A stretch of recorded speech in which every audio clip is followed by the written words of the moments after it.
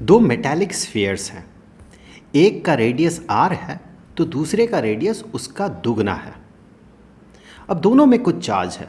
अब स्फीयर में, metallic sphere में अगर चार्ज रहेगा, मेटालिक स्फीयर मतलब कंडक्टिंग बॉडी है, तो उसमें अगर चार्ज रहेगा तो वो चार्ज इसके सरफेस में रहेगा।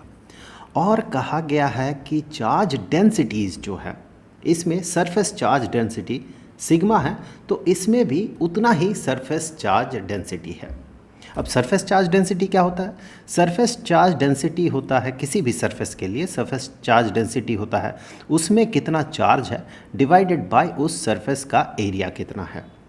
अब दोनों का charge density, surface charge density same है। अब कहा गया दोनों स्फीयर्स को एक वायर से, पतले वायर से जोड़ दिया गया। इससे होता क्या है? इससे चार्ज का फ्लो हो सकता है, एक स्फीयर से दूसरे स्फीयर में चार्ज का फ्लो हो सकता है। अब चार्ज का फ्लो कब तक होगा, इस पे हम थोड़ी देर बाद बात करेंगे। अब कुछ चार्ज का फ्लो हुआ जिसके कारण कि इन दोनों का चार्ज डेंसिटी में कुछ चेंज हुआ। ऑब्वियसली एक स्फीयर से चार्ज दूसरे स्फीयर में जाएगा तो एक स्फीयर का चार्ज घटेगा, दूसरे का चार्ज बढ़ेगा।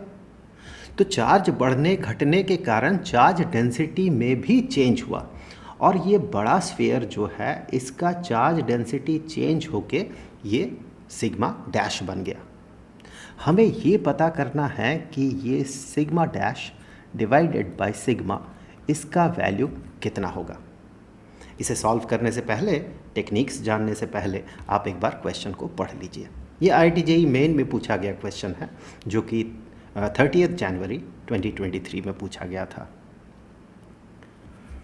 तो फिर यहाँ पर वापस आते हैं। सबसे पहले देखते हैं प्रोसेस हम क्या फॉलो करेंगे। सबसे पहले तो देखिए, हम ये पता कर सकते हैं कि दोनों में चार्ज कितना है। अब r रेडियस का अगर स्फीयर हो तो उसका सरफेस एरिया कितना होगा वो हम पता कर सकते हैं, और चार्ज डेंसिटी और सरफेस एरिया से कितना चार्ज है वो हम पता कर सकते हैं। दूसरे के लिए भी वही हम कर सकते हैं, चार्जेस तो हमने पता लगा लिया। अब जैसे ही हम इसे वायर से जोड़ेंगे वैसे ही चार्ज का फ्लो होगा। लेकिन चार्ज का फ्लो होता कब तक है, ये मेन क्वेश्चन है। चार्ज का फ्लो तभी तक हो सकता है जब तक कि दोनों सरफेसेस का इलेक्ट्रिक पोटेंशियल में डिफरेंस हो। अब चार्ज का फ्लो होते होते जैसे ही इलेक्ट्रिक पोटेंशियल दोनों सरफेसेस में सेम हो जाएगा, वैसे ही चार्ज का फ्लो होना बंद हो जाएगा। तो हमें तब तक के लिए चार्ज का फ्लो पता करना है, या फिर हमें ये पता करना है कि दोनों में चार्जेस कितना कितना होगा, ताकि दोनों का पोटेंशियल, इलेक्ट्रिक पोटेंशियल जो है वो सेम रहे। तो ये आपके लिए हिंट है, यहाँ पर वीडियो को पॉज करके आप इसे सॉल्व कर सकते हैं।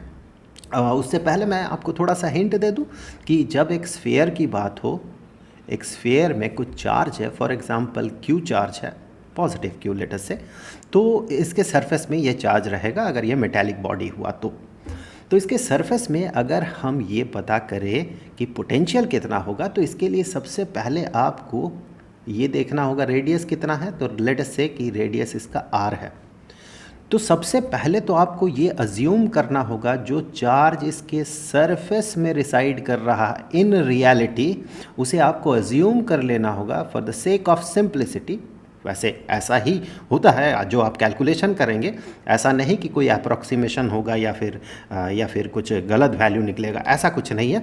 बल्कि अगर आप इमेजिन करें कि चार्ज सेंटर में है और उससे r डिस्टेंस दूर एक पॉइंट में पोटेंशियल कितना होगा, तो वो सेम पोटेंशियल निकल के आता है। अगर इसके सरफेस में इन रियलिटी चार्ज रहे तो भी सरफेस का पोटेंशियल उतना ही होता है जितना कि अगर आप इमेजिन कर ले कि चार्ज सेंटर में सिचुएटेड है। और पोटेंशियल के लिए ऐसे केस में, इस सिनेरियो में जो पोटेंशियल होगा सरफेस में, यानी कि सेंटर में जो हम अज्यूम कर रहे हैं पूरा चार्ज सिचुएटेड है, सेंटर से r डिस्टेंस दूर जो सरफेस है उसके हर एक पॉइंट में जो पोटेंशियल होगा, ऑब्वियसली वो पोटेंशियल होगा 1/4 pi epsilon naught which is a constant called Coulomb's constant, into जो चार्ज है इस सेंटर में सिचुएटेड, हम जो इमेजिन किए हैं सेंटर में सिचुएटेड है, जो चार्ज है इन रियलिटी जो सरफेस में चार्ज है, डिवाइडेड बाय r, यानी कि उस सेंटर से सरफेस तक का डिस्टेंस। ये पोटेंशियल का फॉर्मूला है। तो अब आप वीडियो को पॉज करके इसे सॉल्व करने की कोशिश कर सकते हैं। आप सबसे पहले क्या करेंगे, यहाँ पर जो चार्ज है, इसका जो चार्ज है, इस स्फीयर के सरफेस में जो चार्ज है, let us say that is Q1, और दूसरे स्फीयर के सरफेस में जो चार्ज है वो आप पता कर लें। अब total charge Q1 plus Q2 होगा, ये Q2 होगा, total charge Q1 plus Q2 होगा। अब वो चार्ज किस तरह से इन दोनों में डिस्ट्रीब्यूटेड हो कि इस वाले फॉर्मूला से जो पोटेंशियल निकालेंगे हम लोग दोनों सरफेसेस के लिए वो बराबर हो जाए। उसे जैसे ही आप इक्वेट कर लेंगे वैसे ही आप इन दोनों फिर उस चार्ज से जैसे ही इक्वेट करेंगे वैसे ही दोनों स्फीयर्स में आपको चार्ज मिल जाएगा, और उस चार्ज से, नए चार्ज से आप नया सरफेस चार्ज डेंसिटी पता कर सकते हैं, और फिर इन दोनों का जो रेशियो होगा वो आप पता कर सकते हैं। तो वीडियो को पॉज करके आप कोशिश कीजिए। ओके, तो सबसे पहले हमें क्या करना है, चार्ज का डिस्ट्रीब्यूशन कैसा होगा जोड़ने के बाद, तार जोड़ने के बाद, उसे पता करने के लिए तो हमें पता करना होगा कि कितना कितना चार्जेस है। तो कितना चार्जेस है इसके पता करने के लिए देखिए, सरफेस चार्ज डेंसिटी का अगर फॉर्मूला ये होगा तो फिर टोटल चार्ज कितना है ये पता करने के लिए हम कह सकते हैं चार्ज, जो सरफेस में चार्ज है, किसी भी सरफेस में चार्ज है, that is equal to surface charge density into area. तो फिर इस फॉर्मूला से यहाँ पर Q1 का वैल्यू कितना होगा ये हम पता कर सकते हैं। Q1 इज इक्वल टू ये वाला जो सरफेस चार्ज डेंसिटी है इनटू, चलिए इसे बाद में लिखेंगे, ए को पहले लिख लेते हैं, एरिया को पहले लिख लेते हैं। Area of this surface is 4 pi r square, 4 pi into radius का स्क्वायर, रेडियस इज r, तो r का स्क्वायर। ये हो गया एरिया, सरफेस एरिया इस स्फीयर का।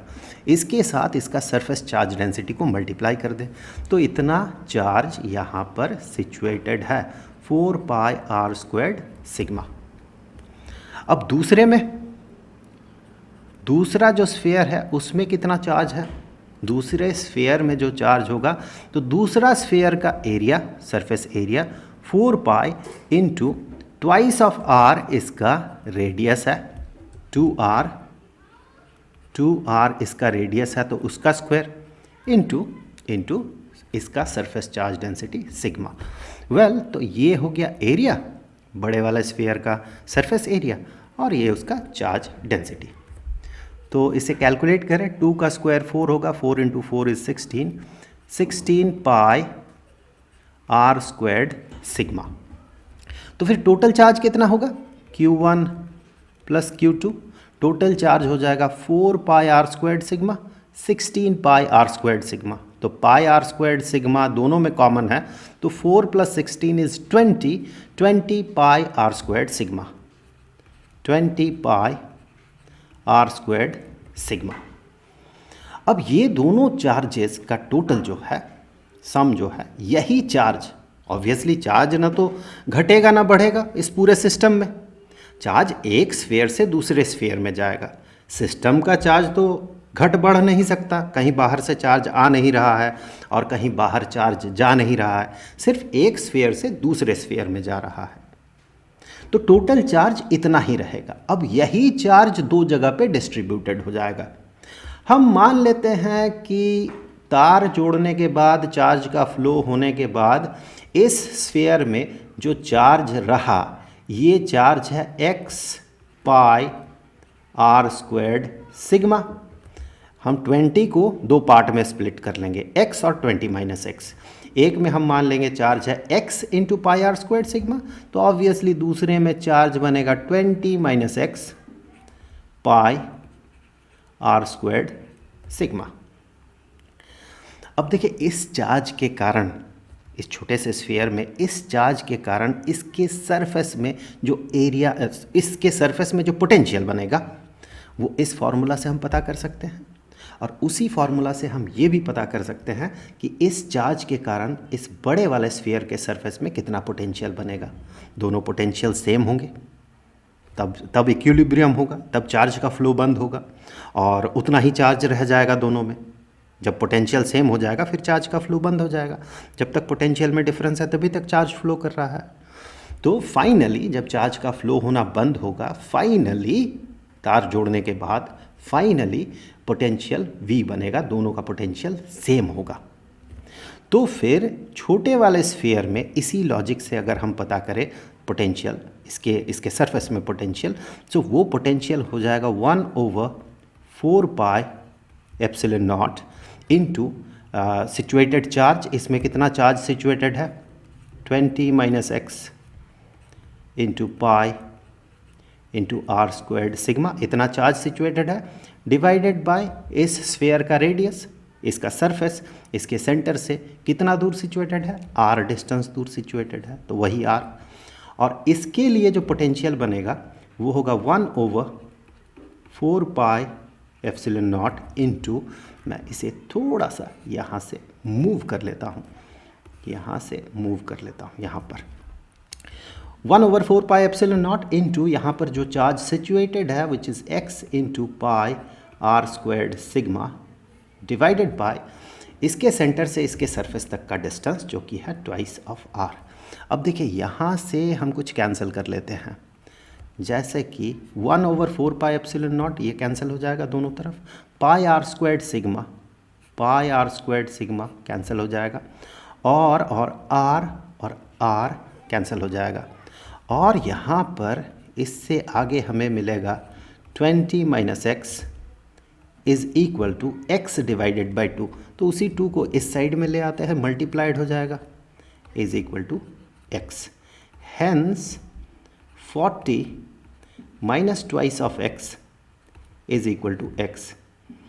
इससे आगे हम कह सकते हैं कि नेगेटिव 2x इस साइड में जाएगा तो पॉजिटिव 2x हो जाएगा, x plus 2x is 3x, 40 is equal to 3x, hence x is equal to 40 divided by 3। So तार जोड़ने के बाद, चार्जेस का फ्लो होने के बाद फाइनली जो चार्ज यहाँ पर रहेगा बड़े वाले स्फीयर में वो रहेगा 40 divided by 3 pi are squared sigma. यहाँ x के जगह हमने 40 डिवाइडेड बाई 3 पुट कर दिया। तो फिर यहाँ पर ये जो चार्ज डेंसिटी होगा, सरफेस चार्ज डेंसिटी, अब फाइनली तार जोड़ने के बाद, नया चार्ज डिस्ट्रीब्यूशन होने के बाद, वो होगा जो चार्ज है which is 40 divided by 3 pi are squared sigma. ये तो चार्ज हो गया, charge divided by surface area is surface charge density. So charge divided by इसका सरफेस एरिया, इसका सरफेस एरिया होगा 16 pi are squared, so into 16 pi are squared. तो यहाँ से 16 पाई आर स्क्वायर्ड इसीलिए 4 पाई रेडियस का स्क्वायर, रेडियस यहाँ twice of R है, उसका स्क्वायर हो जाएगा 4 r squared. So 4 pi into 4 r squared, that's why 16 pi are squared. So pi are squared cancel हो गया, और 8 दूनी 16 और 8 गुना 5 40। सो हमें यहाँ आगे मिल रहा है कि सिग्मा डैश, नया surface charge density, is equal to 5 divided by 3 into 2 is 6, 5 divided by 6 sigma, मतलब ओल्ड सरफेस चार्ज डेंसिटी। तो इन दोनों का रेशियो क्वेश्चन में पूछा गया है, इन दोनों का रेशियो पूछा गया है क्वेश्चन में। तो इन दोनों का रेशियो अगर हम देखें तो यहाँ से आगे sigma dash divided by sigma is equal to 5 divided by 6। So 5 divided by 6 ये है सही option. Electric charge and field और साथ ही साथ potential, electric potential and capacitance, इन चैप्टर्स के लिए IIT JEE मेन के लिए जो प्रीवियस ईयर्स क्वेश्चंस हैं उनका जो प्लेलिस्ट है, उन वीडियोस का जो प्लेलिस्ट है उनका लिंक आपको नीचे डिस्क्रिप्शन बॉक्स में मिल जाएगा।